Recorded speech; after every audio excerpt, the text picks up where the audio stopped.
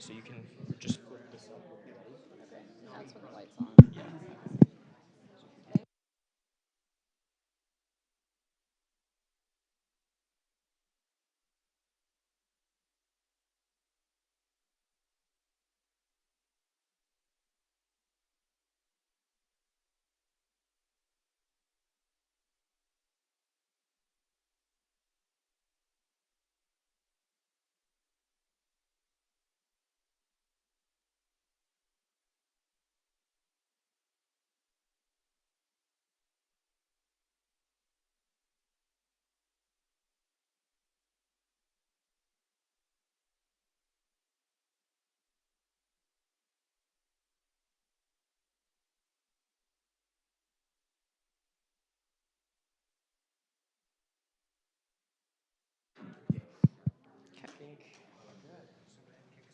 Okay. Welcome to today's Hinckley Forum. My name is Rory Stewart. The Hinckley Institute of Politics is a nonpartisan institute at the University of Utah. The Hinckley provides an array of transformative experiences for students through internships, forums, and classes. Hinckley Forums seek to foster public discourse and civil debate on the most current and pressing issues, bringing in local, national, and international thought leaders. Today, we are excited to host a Working Globally panel with Ambassador Patrick Kennedy. This event is presented in partnership with the University of Utah School of Public Affairs, the University of Utah Department of International and Area Studies, and the American College of National Security Leaders. We are grateful for their leadership on today's event. Today, our discussion will be moderated by Maggie Crookston, a graduate researcher in the School of Public Affairs. It's my pleasure to turn it over to her now, so let's give her a round of applause.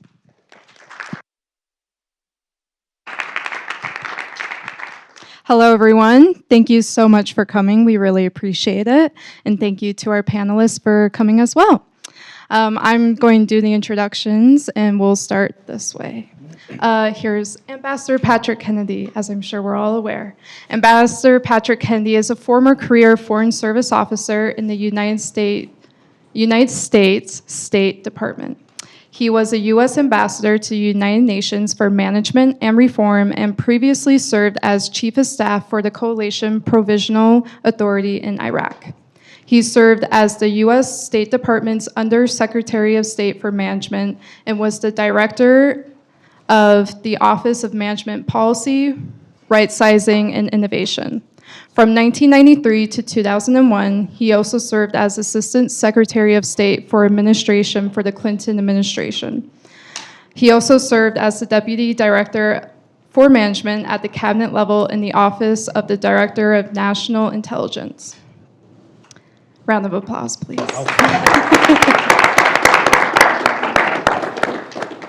Next, we have Christoph Dressler, who is the founding director of the University of Utah's Go Learn Travel program and was previously a longtime Rick Steves Europe tour guide, who I love. He grew up in East Germany, where the fall of Berlin Wall shaped his interest in history, politics, and cross-cultural exchange.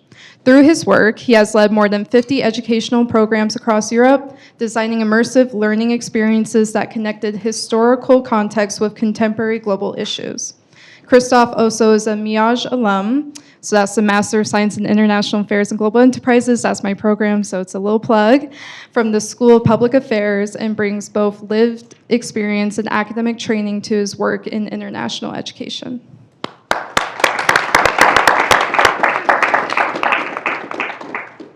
General Eric Strong, Eric from here on, is a retired U.S. Army officer with more than 20 years of distinguished service in senior command and strategic leadership roles.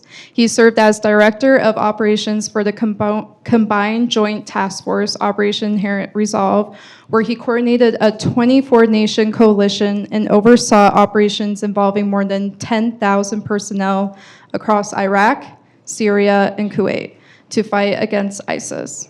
His career also includes senior strategic assignments at the Pentagon, service as executive officer to the Army Chief of Staff, and holds extensive engagement with foreign military leaders, diplomats, and international partners across Europe, the Middle East, and Indo-Pacific.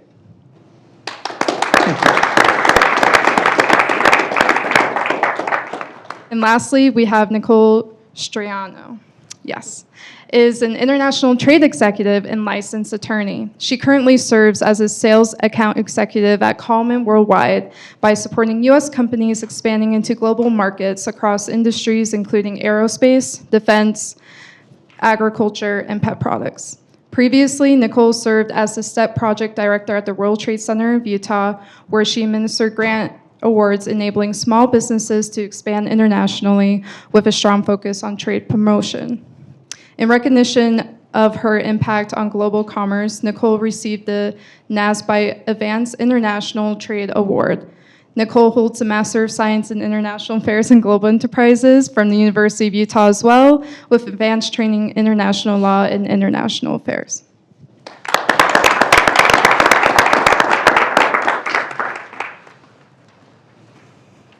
So again, thank you all for coming. We're here to discuss international work and specifically how to help students get into that field of work, especially when it's very niche for many of you guys. Hence the broad range of experience that we have here today.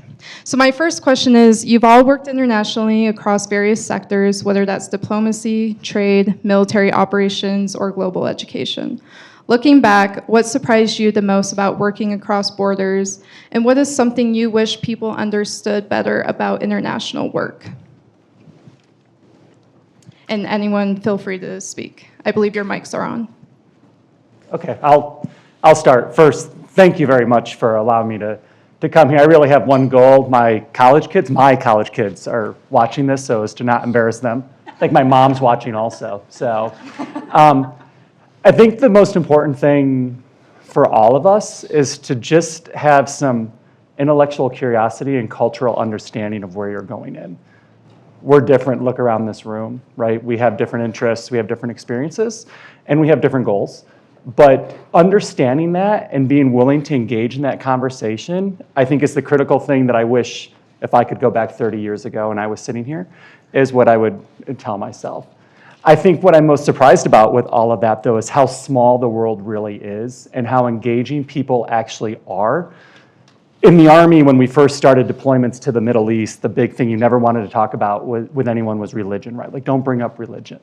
And I found that to be an utter fallacy not to do, because when I engaged with Iraqis or Kuwaitis or Afghans or anyone else about what is so important in their life, we could develop a rapport. So I share that with you to start. I think the important thing is to remember that the U.S. isn't the only culture in the world, and that goes along with what the general said, is that you have to figure out how to communicate with people, how to get them to do the things that you need to do. You're a supervisor or whatever, you're the representative of a military officer, you may be State Department, you may be working in the commercial sector. You just have to suss out what are the metes and bounds of their beliefs, and I don't mean beliefs in a religious sense. And if you adapt to those, you're not giving up your culture, you're not saying theirs is better than yours, but remember, you're operating, if you're working overseas, in their space.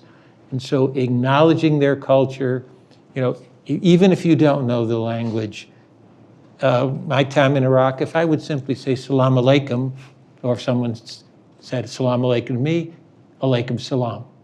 I mean, it's amazing. It was like the ice broke for a simple acknowledgement that you are not coming in as the all-encompassing, all-knowing foreigner. You're there to work with them, and the fact that they're not going to talk about their families, okay, but you can talk about other things, sports. Soccer is almost a universal language. So, but recognize that they have a culture, acknowledge that culture, and try to be accepting of it, obviously within their limits. But that's just simply, I'm a human being, you're a human being, we're no different in that regard, and play on the positive natures of cross-culturalism. One thing that surprised me, and I want to echo on the point made how small the world is. once you venture out, the world becomes really small, and every action has a reaction. And that, again, what the ambassador was saying, you may not be with the language skills there, but if you have listening skills and attentive skills and intercultural skills that you can bring to a conversation that's beyond words, you will break down any barrier. And not that it's much surprising, but I grew up in East Germany. So for me, I came from a black and white world, and all of a sudden, the Coca-Cola signs were all around me in 1989. And I found it, the more curiosity you bring to the table, the more you're interested in the person and the other culture that you're visiting in an international context, the better off you're going to be, and the smaller that world will get. Yeah, and for me, what really surprised me when I first got into international trade was that actually 95% of consumers live outside of the U.S. So really working with Utah small businesses and them being recognized, working with Cotopaxi, Vitalpax or RAM, and just from where they started and then where they're at today, and expanding internationally has been pretty interesting, and realizing that most consumers are not outside of the U.S. For sure. I just want to echo your point, Ambassador. When I grew up abroad, sorry, it's my whole personality, but when I was there, I noticed that obviously in China, where I lived, it's very scary to see a lot of foreigners for them because they don't know what they can talk about, right? The Chinese government's always listening, etc. And I love talking to people, and that's just the nature of how I grew up. And so when I started speaking to a lot of elderly people in my local community, they first were like, no, I don't want to speak to you. I can't, was more the answer. But then as soon as it showed, I demonstrated that I could speak Chinese and I knew the culture and I lived there for my entire life, then they're like, oh yeah, come on in, like eat some fruit, like pushing all this fruit on me until I literally was like rolling out the door. So it is really just finding that commonality that you can start off on, and then you can eventually learn, all the small little parts. I love that. So I know many students here probably are interested in international careers, but are unsure of how to enter the space due to varying advice, such as attaining elite certificates or going to a certain program. From your perspective, what do you think functions as a real entry point into international work, and what barriers do you think are overstated or misunderstood? And anyone can go. Well, I'll go first this time. Let life happen to you. Don't necessarily always plan everything out, and don't be disappointed if something doesn't go right. Obviously, and we're talking about an entry point, sometimes you're lucky and you hear about a thing, like when I was in the 90s, I heard about USAID. I was an undergraduate at the International School for International Training, at the School for International Training, AKA World Learning, and I hadn't, just because I got a degree there, my whole surrounding around myself was almost overstimulating. Go do this, go do that, go work for Doctors Without Borders. And all of a sudden I found myself in Romania with USAID, but I just let it happen. And then after that, go your way and find your way internationally, and be always curious and always try to learn. I think that's the best way to enter things. Always be curious and ask questions. And and sometimes it does matter who you're around yourself with. If you are in an international program, you will get that vibe. If you are going into law school, you will have the connections with law school. So I think let life happen to you also in a way. Don't be too rigid. I mean, I'm sorry, but that's just my lifestyle. I think the U.S. government is a bureaucracy. Anyone disagree? I see no hands. And in order to be fair and equitable, there are processes. Processes can be potentially onerous to young people who are not used to the rigors of this box and that box. For example, the State Department hires in two different ways. We have civil servants, people who work in our headquarters in Washington or in some of our passport offices, other specialized offices around the country. And we have people in the Foreign Service track who work in headquarters or who work at our missions and posts overseas. For the civil service side, it's really almost a catch as catch can. Sorry, I turned that off. No, I turned it off again. Civil service, there is no real centralization there. You just sort of go to websites. I mean, it's a terrible way to do it, but if you want to work in a particular city or you want to work in Washington, which is where, huge percentage of the federal government operates from the nation's capital, you go to the OPM website, you start plugging in, you plug in various things and you see what happens and then you just apply. It's a crapshoot. I wish I could tell you there was some easy or magical way to do it. There is one thought though in there. There's a program that OPM has called Presidential Management Fellows, PMFs in the art. Now, it is temporarily suspended by this new administration. I can't say it's going to restart, but I would keep your eyes open for it. You can only apply while you're going to get a master's. Bachelor degree is not enough. You have to be in a master's program or just graduated. It is a great program because what OPM does is look at the resumes, look at the forms that are sent in, conduct some, then make a cut, do some interviews, and then put you on what they call a register, which is a list. They then send that register and information about you to every single US government agency. And the agency, if they're looking for scientists, they're looking for engineers, they're looking for finance experts, whatever, they go to that OPM website because OPM is the central authority of the government and has selected you. That means any agency can just hire you by simply picking them off the OPM register. So look at that as a real opportunity to deal with what is a huge, huge bureaucracy. The Foreign Service is a little different. The State Department runs its own. There are two separate tracks, so to speak. There are Foreign Service officers and there are Foreign Service specialists.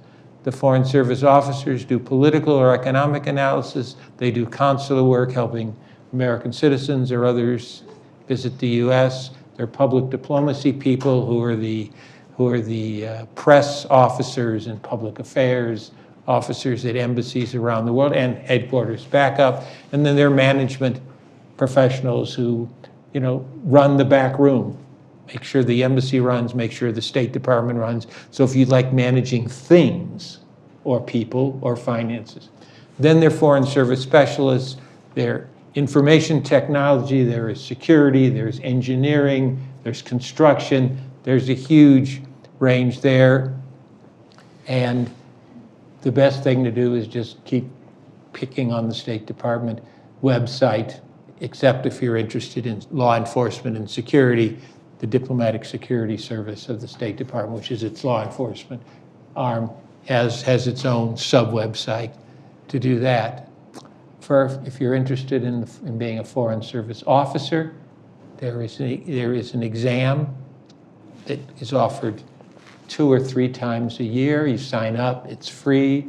It resembles the GREs or the College Board exams or the ACT exams, whichever you've taken. And State Department gets maybe 10,000 people a year interested. You're only hiring maybe 200-300. There's no possible way to really deal with a mass of 10,000 people on a one-on-one basis initially. So they offer the exam, you take the exam. If you score at the top portion of it, and the number moves every year depending when you're going to hire, you're then invited to the second, which is an interview session, which is a 3-on-1 talking about yourself. It also has what's called a leaderless group, which is they put 10 of you in a 10 candidates in a room, give you each a script. You're going to play a role while the 3 examiners sit in the back of the room and just look at you and take little notes. Your idea is to get to some kind of goal, which is defined, and you play this role. The key to there is do not be a wallflower. Do not sit there and do nothing. If you sit there and do nothing, the examiner is going to think, why would I want to hire this person for what is essentially an activist role representing or assisting the US government overseas? And second, don't be a bully. Don't sort of decide that if you seize the initiative, if you declare yourself chairman and run it down their throats, that's going to get you points. Yeah, negative points. So the goal is to try to bring a consensus together, and then you move on to a personal interview. And there's no real way to describe the personal interview. It really depends on the examiners. They have a book of questions, but they're trying to get a sense of who you are. Can you communicate? Can you put together a coherent answer quickly? Because that's what you're going to be doing in many of the foreign service jobs overseas, answering foreigners' questions. So please, State Department, there's a factoid, people get older, people retire. The State Department needs fill at the bottom every year, whether it's civil service or foreign service. It's an absolutely spectacular career, and I will stop pushing it. But I mean, think of this. Who's going to pay you to travel the world if you decide to join the foreign service? Pay for your housing, pay for your transportation, pay for your kids' schooling, send you back every 2 years to the US. They pay the airplane trip back to get you, re-Americanize you, put you around the world. Now, there are risks, there are dangers, but think about it. The last note is that the written exam you take, dig out your old College Board ACT tests. The State Department buys this general knowledge test from either the College Board or ACT, just as a way to screen, how responsive you are. Go through the ACT or College Board testing books and just practice on what it's like to take one of those multiple choice standardized exams, so you get back in the routine. Because by this point you'll be a seniors, or maybe that, and maybe you didn't go to grad school. You don't have to go to grad school, but you've forgotten what it's like to take one of those tests. Move quickly, don't waste time, get as many answers as you can done without being foolish, and then go back to the tougher ones and see if you can bolster your score. It's a great career. Yeah, I can attest. I went to school with a lot of the kids of the people that worked in consulates, and yes, everything is paid for, so pretty nice gig. After your lecture this morning, I noticed a lot of students had a specific question of going to get a master's or a law degree. Does that help in any way? I just anticipate other people would have this similar question. I don't know. My wife was a foreign service officer as well. We both had undergraduate degrees. The State Department later sent her to Harvard to get a master's. It's something they do for really good people. They didn't send me anywhere except. But that's all right. But there is no answer to that. A little more education is always better, building you up, giving you a greater scope of knowledge, giving you maybe more confidence as you sit for an oral interview. But there is no requirement. As I said, I have a bachelor's degree. That's all. Lots of people I know in the service have everything ranging from this to that. For the specialist cadre, the security officers, a background in, some degree of law enforcement experience and training may be good. We hire construction engineers. We hire high-grade IT professionals, and those require, for them, they're looking for, the right certificates, the right licenses from state and local authorities if you're in the, so there is no answer to the question. You go in and there you can take it every. I know people who've gotten in on their 5th try. They just had 4 bad days. Because the examiners do not know unless you tell them. They don't know that you've tried before and failed. That is restricted from them, so that we're giving you on that day every chance to, is stealing a military phrase, be all you can be. It's a good phrase. Well, speaking of grad school, I was wondering if you had any perspective on if that helped you or not. I'm sure, because it's Harvard. Yeah. So at its root, don't be afraid to fail, right? You're sitting here, you don't have to know your future. I went to the University of Notre Dame as a biology major to be a doctor. Nowhere in anything that Maggie said did you hear that I'm a medical professional, okay? So it's gonna change. Your goals are gonna change. Your loves, your passions, they're gonna change every day, and that's okay.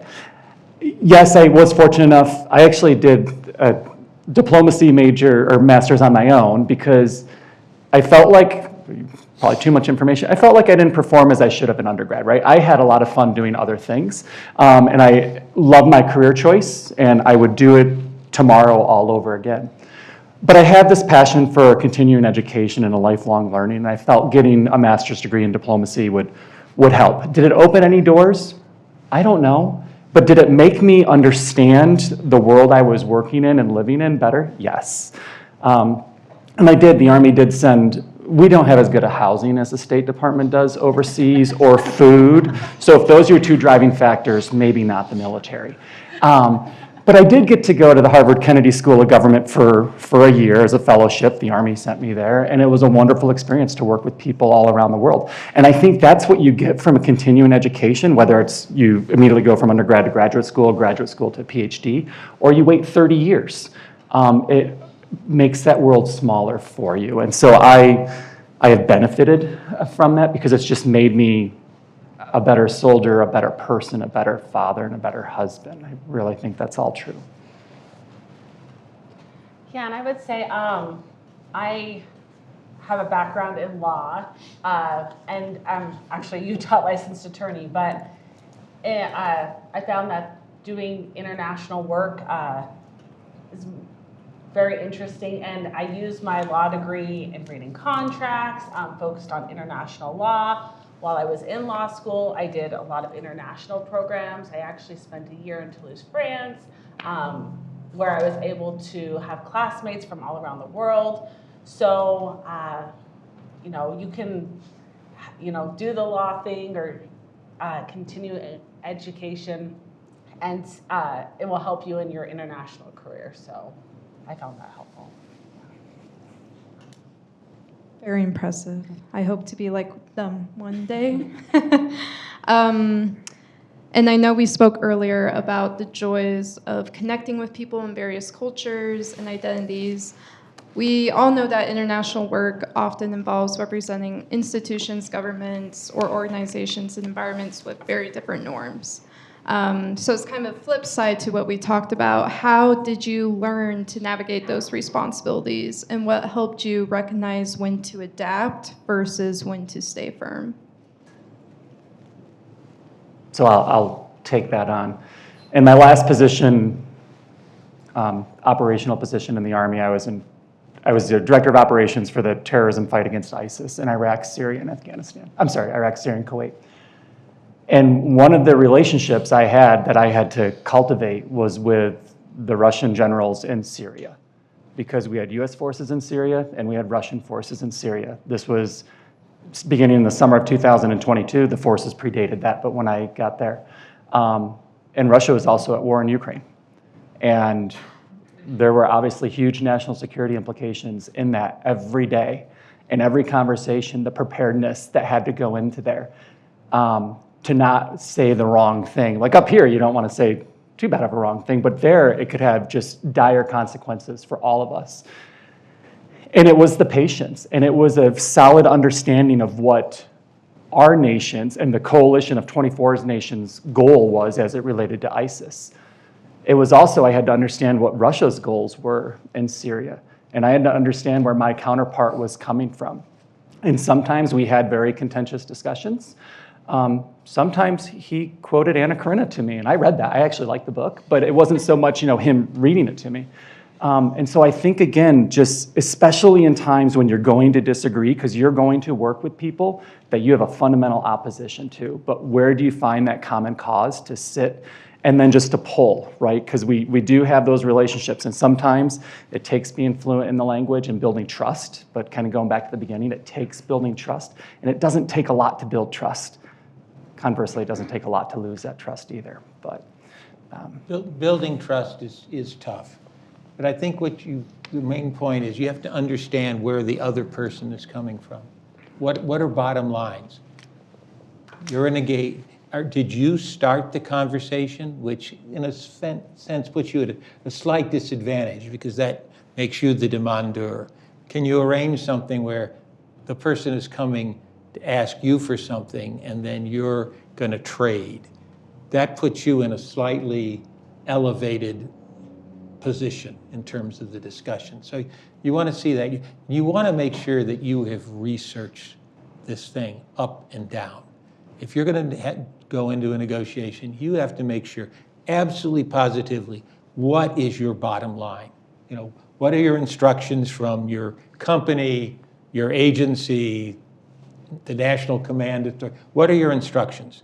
And then work backwards, and work up so that you have a few fallback positions, not too many, because then it looks like you're not playing the game right. But it's unlikely that on the first go around you're going to come to a conclusion to generalize. So you got to make sure what are your instructions, and then what intelligence, and I put that in small letters.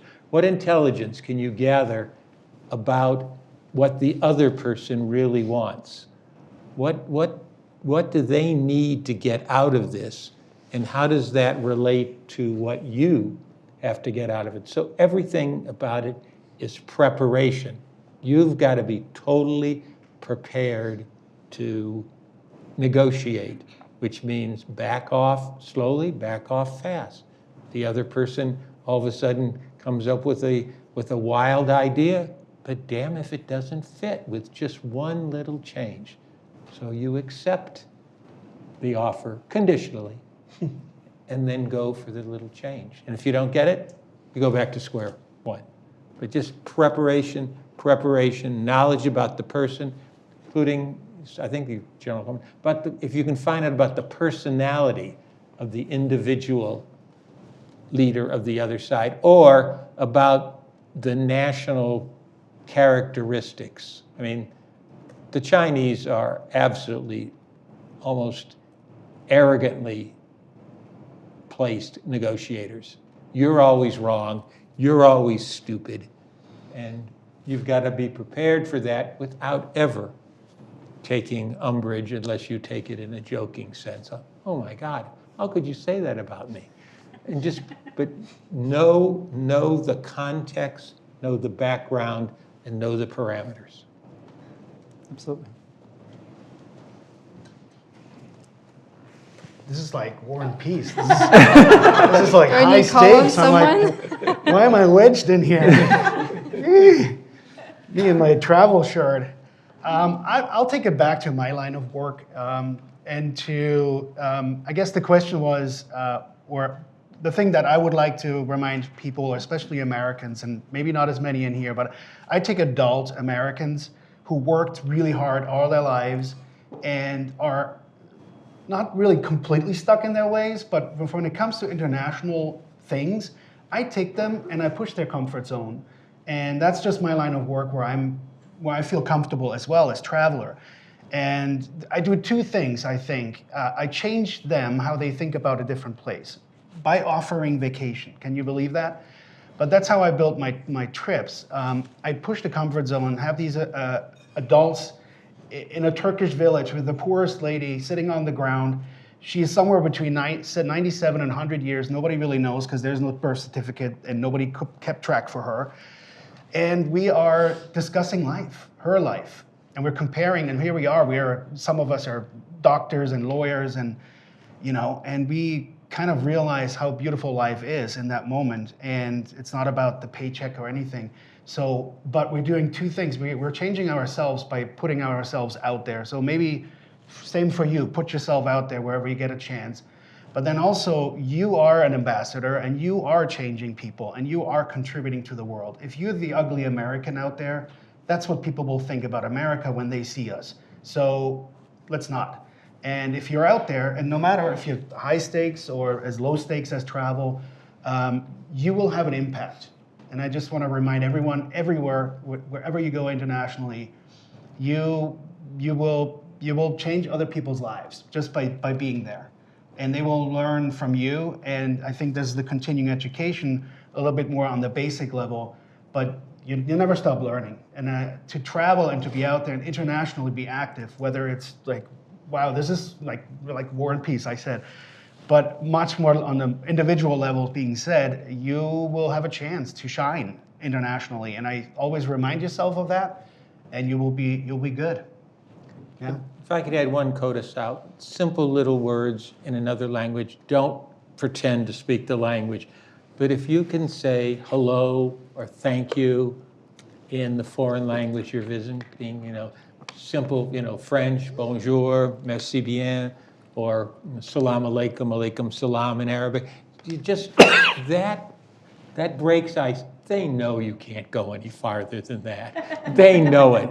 But the fact that you have taken the time to just have those simple words means you ain't the ugly American they've always read about. You've gone that one step, and they know you don't have time or the learning system to take you any farther, but please and thank you. You love to hear please and thank you, don't you? Well, people are people. Yeah, and kind of to go to piggyback on that. So I work for a company, we do international trade shows, and we are the US representatives. We do the USA Pavilion. So kind of like the ambassador said, when we take around delegations, really, learning how to say thank you or making them comfortable because we are representing the US, whether it's at a defense show or even like a pet show or a medical show. Yeah, we are representing the US businesses and the United States. So. I guess I have a follow-up question specifically about the trade shows or even tourism. Do you guys cater your clientele to those specific tours or locations, knowing, maybe this would be too extreme or this wouldn't fit to the either demographic on either side, if that makes sense? So speaking to tourism, you don't want to do unsafe things. So, sorry to say it so plainly, but just don't be stupid, So we can look at the State Department, its recommendations, and definitely look closer in a country's situation if you want. It's political, and then also be a little level-headed and do your homework and take calculated risks if you want. So we travel, for instance, to Romania. We're in the back country, and we're right on the Ukrainian border, and we know that we're on the NATO side of things, but we're pretty close to where a conflict is. So we definitely don't want to step over that border and do some adventure tourism. So speaking for that, but also we prep I've always liked to prep my travelers with those basics. Here is a list of basic sayings. We have pre-departure programs so that people are prepared. When we go to Normandy, the folks that I take to Normandy with Colonel Hall, they're completely in the know. He always says, I don't want anyone to step off this bus not knowing where they are and what we're doing. So the prep goes in there, and the prep should always be there. If you're talking about travel and tourism, there's always that. That's the fun of it to me. The prep is the continuing education. That's the education, and when you go, that's when it all unfolds itself, and that's when you have to be flexible and let life happen and meet that lady or meet that man out there in the streets and enjoy the interaction with people and give back that way. That's about tourism, at least. Yeah, and I would say preparation is key. Going to an international trade show, we prep years in advance, and so really understanding, where a company is going, whether it's Chile or Saudi Arabia, really understanding the culture, how they do business. That's really important before we'll do a Know Before You Go series so that companies understand, okay, I'm going to go to do a trade show in Thailand. I need to understand the culture, the norms. So I would say in my line of work, preparation is key. I would hope that applies to quite literally everything in their lives. Just one last question, and I'll open it up for you guys to ask your questions. But from the perspective of students or recent grads that you've seen enter your respective fields, I'm very curious to hear what kind of skills or experiences do you think are the most valuable that we demonstrate? You can start first again if you want. I didn't want to. I'll take it. I mean, I will. A willingness to practice continuing education. You don't know it all. You got an MBA, an MPA, an MPP, whatever it is, from a great, Too.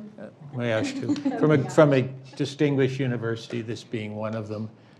You don't know it all. You're joining an organization. So I don't mean you're coming like a humble little church mouse, like a wimp. No, but realize that, and secondly, you also don't know everything. You're joining an organization. There are rules in that organization.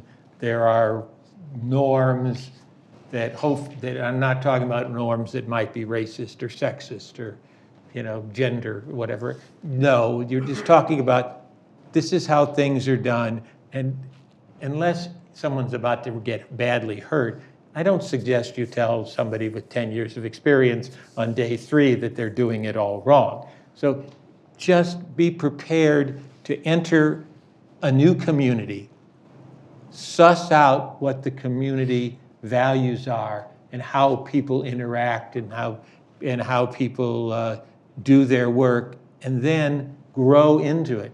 And if there's something wrong with that culture, figure out a boss or maybe a boss's boss who you can have a discussion with on, when I was doing this or that, there was a different way to do that. Do you have a moment to have coffee and I can talk about this other way? You just make it not that I am the whatever that degree you're just. Oh, Miage. Miage, sorry.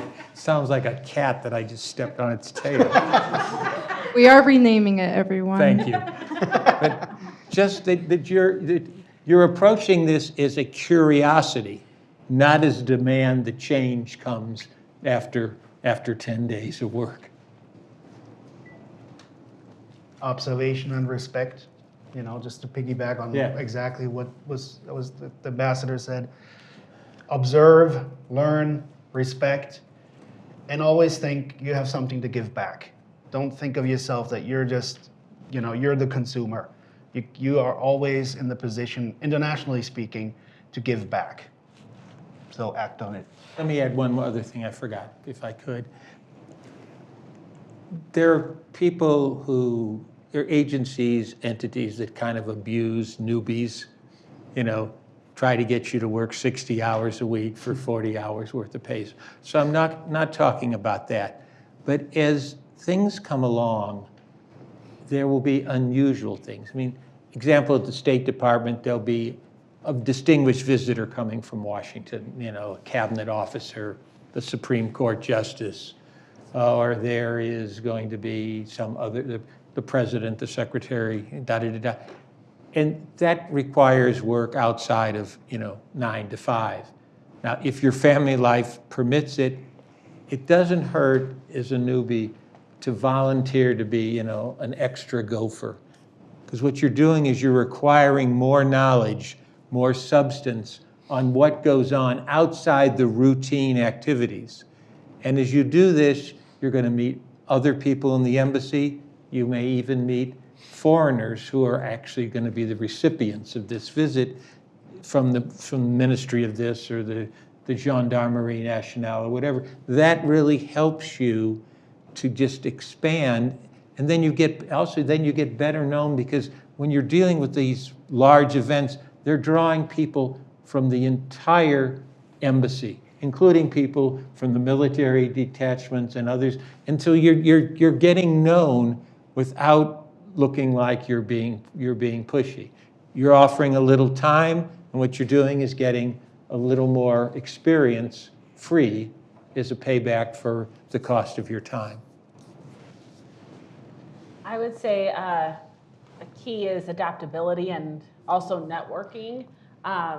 Just get involved as much as you can with different organizations. I found that to be very beneficial. I'm part of an international organization where I learn from people all across the world. Networking, take advantage of any opportunity. I know Utah has different symposiums, even at like the World Trade Center, they'll have different like doing business in Bahrain or something like that. So networking and get involved as much as you can, because you never know where that can lead, whether it's joining an organization or a job or whatnot. So Yeah. Have a sense of humility. Be willing to make the place better than you found it. You don't have to be there forever. You may not want to be there forever.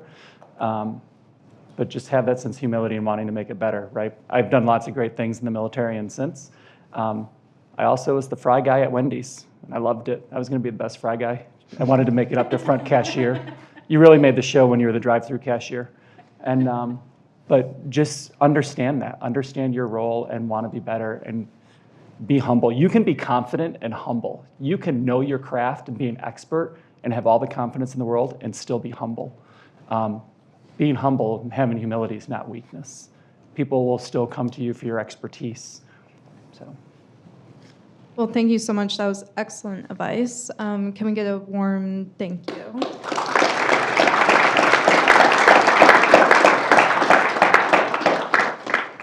And now we'll open up for questions. I know there's a microphone Yeah, right if there. you guys raise your hand, I'll pass the mic over to you.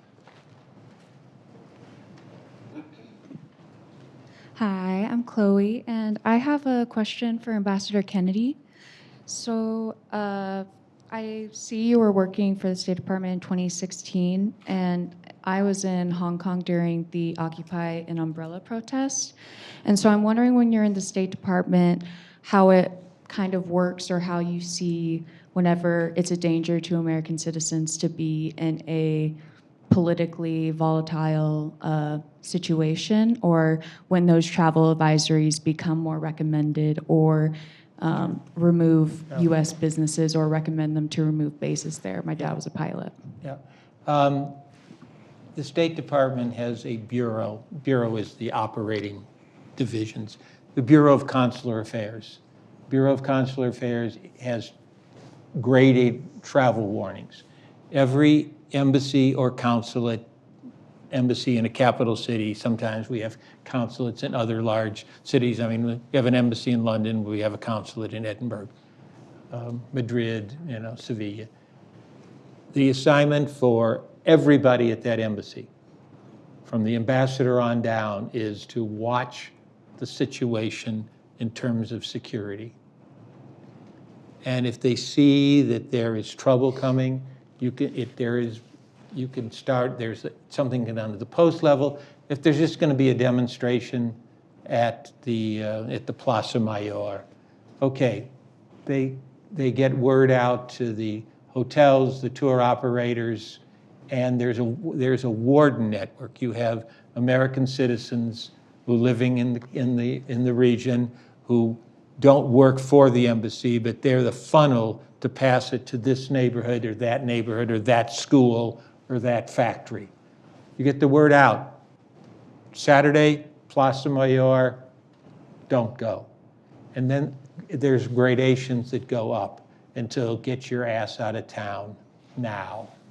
And the number of American citizens who don't pay attention We warned about the Middle East a number of years ago, and in the end, we took 38,000 people out.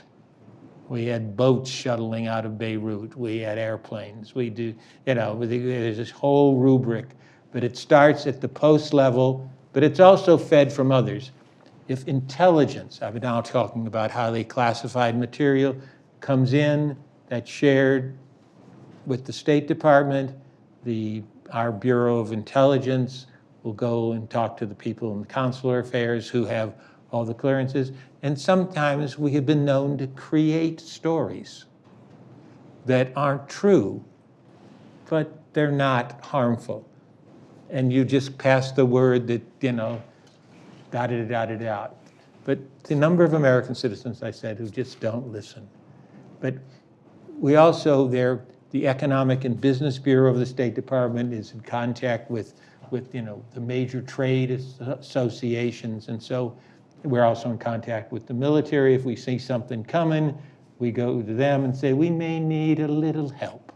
And there are no people who are better with guns and ships and helicopters than, we don't usually use tanks, First Armored. But so it is one of the primary goals of the State Department, is the protection of the lives of American citizens overseas. But at times these things just spring up, but we do put the warnings out, including, for example, on weather. I mean, it fell to me to decide whether to evacuate Tokyo after the Fukushima earthquake. So I got people to talk and check. We went to the Nuclear Regulatory Commission, we went to the Department of Energy, and decided putting people on the road from Tokyo down to Osaka would create the world's longest travel jam. And you were much safer sitting inside a concrete apartment than you were sitting in a car.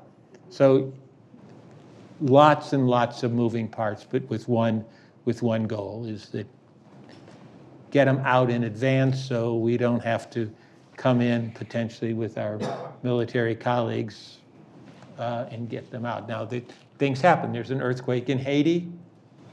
We didn't know there was an earthquake coming.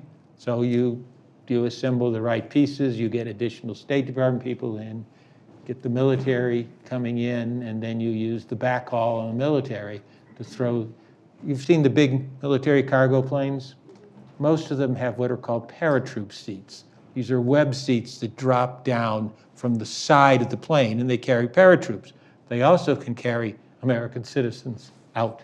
So big planning, and there's a whole division of the Consular Bureau that is devoted to evacuations. Everyone's got a plan. Every embassy has an emergency action plan, emergency action committee.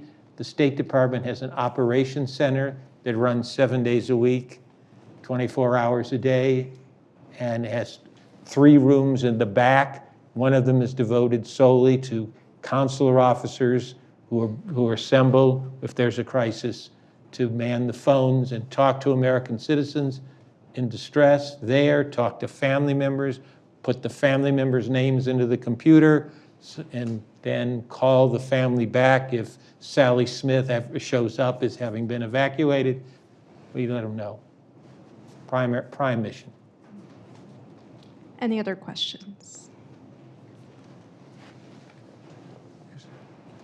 I was just pointing, there was one over there too. I'm Cade. If you were to make it into a role through the Foreign Service Specialist area, how linear is that career track? If you want to advance into, let's say, an ambassador position at an embassy, is the career track linear, or is it more, we talked about political appointments this morning, is it more about playing the politics of it? There are 160 ambassadors around the world. Usually a quarter of them are political appointees, 40 or so, friends of the president, et cetera, et cetera. I would say of the remaining 120, which are about 5 of them are probably Department of Commerce or Department of Agriculture, foreign affairs specialist. There may be a retired general or two. That comes in every once in a while. But so we're down to, we're down to 125 versus 130. I think there are probably no more than 1 or 2 people who are specialists as opposed to generalists in the ambassadorial corps. I know of a security officer who became an ambassador, exceptional individual. There was one of our engineers who was all set to become ambassador, and then administrations changed, and the decision is not yet clear whether this will happen or not. But ambassadors sit at the apex of an embassy and are responsible for all these things. Now, most of them are economic or political analysts from the department who know almost everything about the country they're being sent to. They speak the language. They have served 1 or 2 times there before. So Joe Blow, who was a junior member of parliament, is now the prime minister, and she was a regular contact of. So, but if your goal is to make an ambassador, you better become an FSO. The odds are almost 100% against you, because your profession, which is totally and completely valuable and essential to the State Department's mission, does not involve your regular dealing with the individuals in the government who rebound to the department wanting to send you back there later as an ambassador, because as you grew up in the Near East region, those friends you made as the junior officer have grown up in the ministry, and that's time for you to go back and take over. Another question. How many more can we? One more. Okay. So I thank you all for coming today. This is a fantastic panel. I really appreciate everyone's time. So one thing that has always struck me across my own experiences working internationally has been how much the policies of the U.S. government can really impact the work that you're doing abroad. Sometimes really, expecting us in some ways to really show people what Americans are, but sometimes to sort of apologize in some sense for the behaviors of the United States. So I'm curious from both the industry side to the sort of personal side, how has that sort of inflected or impacted your career as an international sort of worker? And has it always been a negative thing, right? So it's not necessarily negative. Sometimes it gives you the opportunity to open that door. But I'm wondering, how has American foreign policy over your careers impacted your ability to do your job? That's a bad last question. You don't have to answer. Well, I was a management officer. I was backroom stuff, so I'll pass. Now, look, one never apologizes for a action of the United States government that was taken with deliberation and consideration. I mean, that is the policy. There is a president. There is a Congress. We all elected them, and therefore it would be totally inappropriate for a diplomat to apologize for a specific, determined, definitive action by the United States government. If that offends you, you should change careers, to be blunt. And I'm not defending Democrats or Republicans or accusing Democrats or Republicans. I'm just saying you are the representatives of the Secretary of State, the President of the United States, the American people. This was the decision. Now, if there was a horrible, racist, sexist incident that was carried in the newspapers and on global media, yes, and you're talking to the foreign minister or a senior official in the defense ministry who asked you about it, I would have said it was just terrible. That is not the United States. You've seen U.S. law enforcement is already involved, and they are working on that. So and look at the rest of our country. There bad things happen to good people, but they are not ordained, they are not commanded. And it is very, very regrettable. And then if the guy gets really nasty with you, throw back in his or her face some horrible thing that happened in their country a couple of months ago. And I'm serious.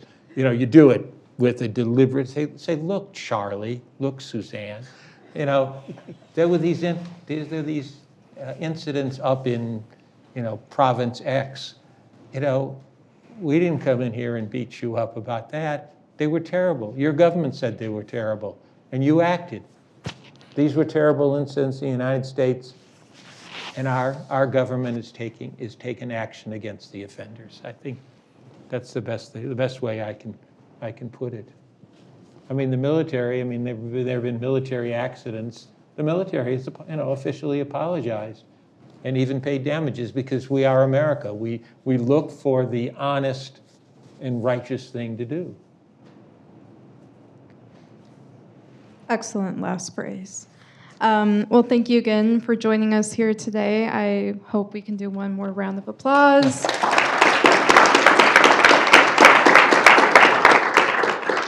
And our panelists will be here for a short amount of time afterwards. So if you guys have individual questions, please feel free to come up and ask. All right, have a good one.